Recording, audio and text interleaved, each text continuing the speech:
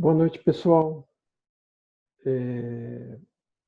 Vou retomar aí o conteúdo semanal hoje, né?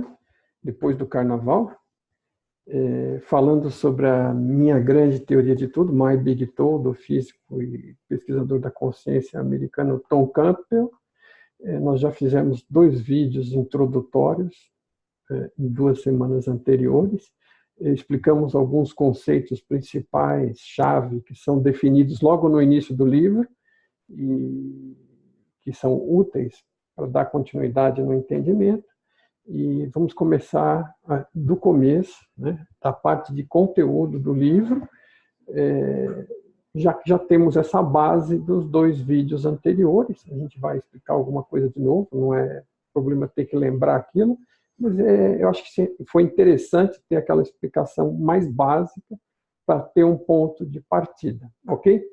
Então, aqui, no capítulo 17 do livro, né, na introdução, na abertura da segunda parte, onde ele começa a entrar pesado ali na teoria dele, né, do modelo que ele explica para a gente compreender melhor o relacionamento nosso com a realidade, o funcionamento da realidade, como nós nos encaixamos nisso tudo. Então, ele começa na base, né? E vou destacar uma frase aqui, que ele, citando diretamente a ele. O que nós chamamos de místico é relativo à extensão do nosso conhecimento e entendimento. Se algum processo, fenômeno ou conceito parece estar além da nossa habilidade potencial de explicá-lo, dentro do contexto da PMR, aí já vale aqueles conceitos que a gente viu, né? PMR é a realidade física material. É essa realidade tridimensional aqui, e esse contínuo espaço-tempo, né? Onde a gente vê todas as coisas dimensionais e como sólidas. Realidade física material, PMR, da sigla em inglês. Realidade, nós o descrevemos como místico, né? Então, os inícios disso tudo. Aquilo que a gente não tem conhecimento. Então, muito do que foi considerado místico há 1000 anos é considerado ciência hoje. E muito do que é considerado místico hoje será perfeitamente entendido por uma ciência futura. Isso é um conceito claro, né? Tem coisas que antigamente pareciam mágicas, né? Ninguém, há 50 ou 100 anos atrás, imaginaria um controle remoto sem fio, né? Às vezes nem com fio, né? E hoje é como se fosse mágica. Você aperta um botão e alguma coisa acontece lá longe, né? Então, essa questão aí do místico, né, ela vem e é chamada a atenção aqui, porque muita coisa, inclusive a consciência, às vezes é tomado no campo místico, porque o cientista materialista ele não compreende isso, porque não é uma coisa que ele pode medir, apalpar, né? Avaliar de uma forma isenta e externa. A consciência é algo interno de cada um, né? Você pode avaliar a consciência à vontade, né? Você tem ou é uma e você pode experimentar com a sua. Todo mundo pode. Ninguém se acha inconsciente, né? Claro, em algum nível, né? Mas todos sentem que têm alguma consciência dos seus atos, da sua realidade, né? Então, todos podem experimentar com ela e sabem, sentem que ela existe. Isso é um dado óbvio. Então, não tem nada de místico, né? Isso é importante, porque a consciência é um dos pontos chaves aqui para entender o modelo, porque é um modelo baseado em consciência. É um dos pressupostos, é o primeiro, como a gente vai ver. Então, os inícios, em geral, são cheios de causalidade e misticismo. Causalidade é aquele causa e efeito. A gente sempre espera que um efeito que a gente observa tenha uma causa anterior, né? E a gente vai, dentro do ponto de vista materialista da ciência, da parte da ciência, a grande maioria que é materialista, ela vai indo, e se encontra com o início da expansão do universo material lá na ponta, né? Na ponta do suposto início. E aí ela entra pelo cano, porque ela quer ser objetiva, quer analisar aquilo de uma forma externa e material, e ela chega lá num começo onde tudo que existe, essa imensidade, essa aparente enormidade, 14 bilhões de anos-luz, ela passou a existir num momento, né, num átimo, né, num microsegundo, puff, explodiu, né, não tinha nada. Isso é a explicação da ciência, né? Não tinha nada ali, né?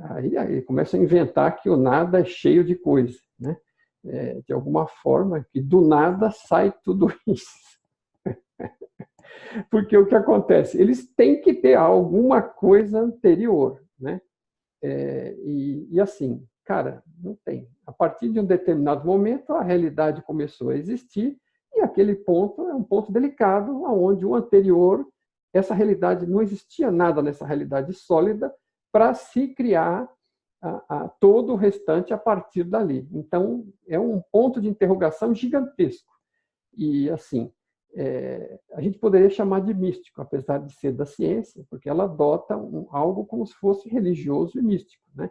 Ela assume que do nada surgiu tudo, e aí tudo passou a ser material e ter causa e efeito, né? Bem mágica a coisa, né? Então, assim, apesar de se dizerem científicos e tudo mais, eles se baseiam obrigatoriamente em um início mágico, né? Quer dizer, ou então, na outra armadilha de que tudo sempre existiu, né? Tudo sempre existiu, sempre esteve por aí. A gente percebe que está se acabando, né? A energia está sendo consumida, aparentemente vai ter um fim, mas sempre existiu. É outra impossibilidade, né? Como é que algo pode ter sempre existido, sendo que a gente está vendo que vai acabar? Bom, tem várias interpretações, mas todas elas acabam num beco meio sem saída, porque vem a questão, né, que eu costumo pôr como o pintinho dentro da casca do ovo, antes dele sair, tentando adivinhar de onde ele veio, né? Imagina a dificuldade, né? Se não considerar algo mais. Então, assim, esses inícios têm essa dificuldade por conta de você achar que só existe este nível de realidade, este nível de percepção, sendo a única coisa real, e aí a única coisa real veio de onde? Né? O que era antes? Bom, então aí ele chama atenção para esse ponto, porque ele vai vir com uma explicação a partir dos pressupostos dele. Cabe explicar também o que é pressuposto, né? Pressuposto são as hipóteses iniciais.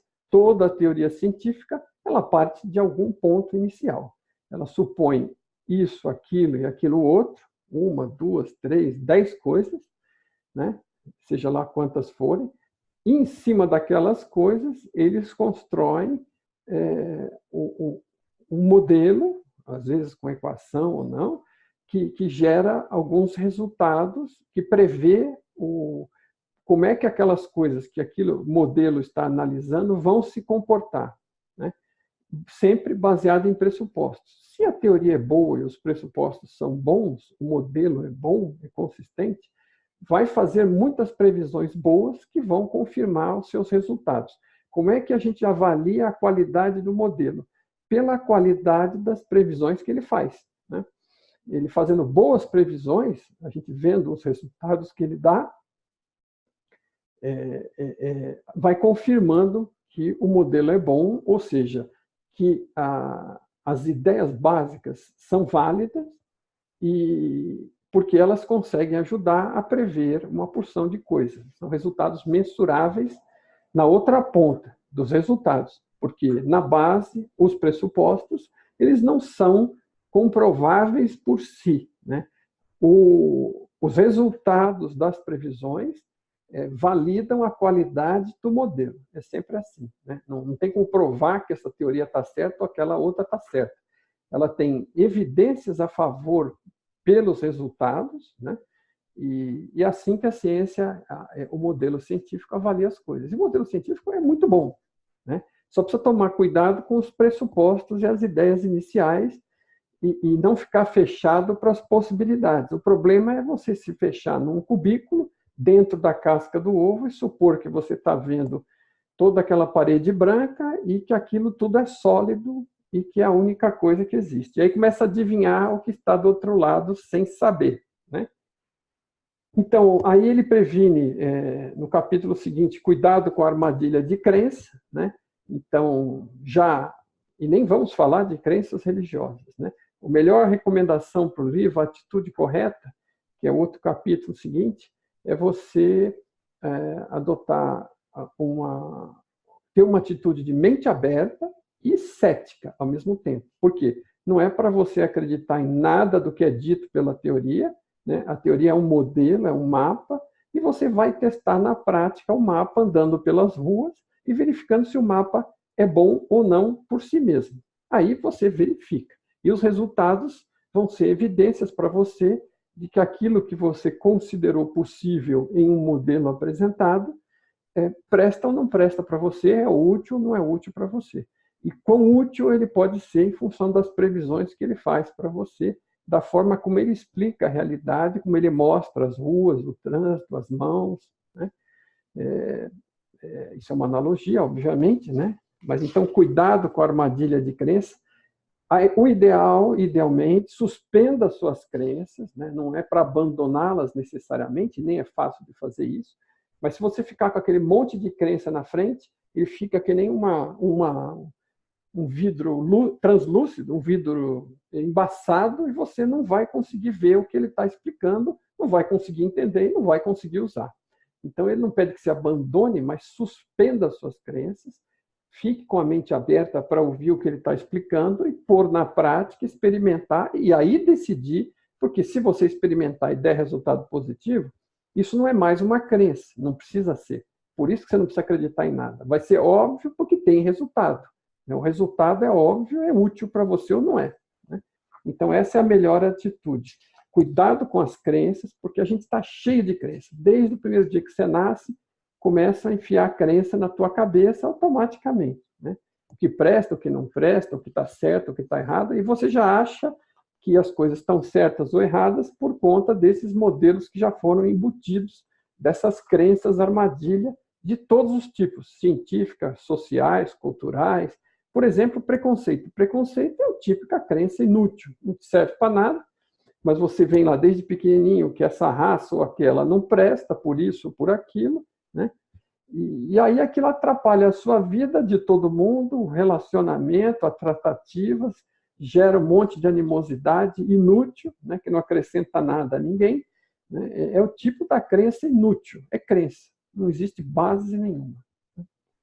Mesmo porque se você for considerar em algum momento este modelo como válido, que tudo parte da consciência, consciência não tem cor, não tem forma, né? Não tem nada disso. Causalidade em cada dimensão pode potencialmente transformar um místico em um cientista, é outro capítulo, né? Então, assim, a recomendação dele vamos separar uma coisa da outra, né? Então, a PMR, a realidade física material, ela tem um sistema de causalidade interna, onde você joga algo para cima, aquilo volta por conta da lei da gravidade. É causa e efeito. Jogo para cima, a gravidade puxa de volta. Não tem erro, né? Acontece 100% das vezes. Esse modelo está bem explicadinho já, né? Não precisamos entrar nele. Então, assim, dentro da PMR é causa e efeito. Se eu enfiar o dedo na tomada, eu levo choque. Se eu não pagar a conta de luz, alguém vem cortar. É líquido e certo. Experimenta, né? Então, isso é causalidade. Ela funciona dentro desta dimensão. Para cada dimensão, tem a sua causalidade, né? E ele sugere aí, e é interessante, né? Tem um livro do Edwin Abbott, que é a Planolândia, está traduzido, está na internet, é só procurar Planolândia, né? Em inglês é Flatland, originalmente é um livro em inglês, né? Já de 1800 bolinha, mas ele trata dessa questão da dimensionalidade, da percepção, da dimensão, né? Então, assim, o livro é escrito sobre seres que vivem em de forma bidimensional, como se fossem um plano, né? Então eles têm duas dimensões, não tem três. Tem o tempo também lá, eles conversam uns com os outros, mas eles enxergam tudo fininho, né? Eles enxergam linhas, não enxergam superfícies. Então estão dentro do plano. E aí ele desenvolve aquilo e alguém lá dentro da história, né, está propondo a existência da terceira dimensão e eles não conseguem aceitar e nem avaliar o que é. Então, isso é uma coisa interessante, né? A gente está se pondo no sapato alheio, no caso dos habitantes da Planolândia, para tentar entender um pouco de como é difícil aceitar essa questão da dimensionalidade. E isso ajuda a entender um pouco o passo seguinte, porque nós estamos aqui na PMR, realidade física material, 3D, holográfica, como você queira chamá-la, né? Você vê, toca e trabalha aqui dentro em 3 dimensões, mais o tempo, né? Que é um contínuo. E aí a PMR, então, realidade física material, é o ambiente nosso. E nós estamos tentando imaginar outra dimensão que vamos dizer, que gera a PMR. Então, e é outro nível de causalidade. Então, a PMR não existia até que começou a existir. Por que ela começou a existir? Partiu de outro nível de realidade. Então, como ele chama esse outro nível de realidade, a gente já conversou também nos 2 vídeos anteriores, aqui é a PMR, realidade física material. O nível que nos gera, como os cientistas e todos nós consideraríamos que tudo que não está dentro da realidade física e material, que eu posso tocar, né, que eu posso cutucar, é não físico. Eu não vejo, eu não percebo, eu não sinto, eu não meço. Né? Então, é algo que está fora desta realidade, de onde esta realidade parte. É outro nível de realidade em hierarquia superior, né? É que nós somos criados dentro daquele outro nível de realidade. E esse nível, ele chama tudo que não é dentro da realidade física material, essa de 14 bilhões de anos-luz que a gente tem aqui, é realidade não física material. Então, tem a PMR, realidade física material, e a NPMR, realidade não física material. Então, físico-material é aqui dentro. Não físico-material é do lado de fora.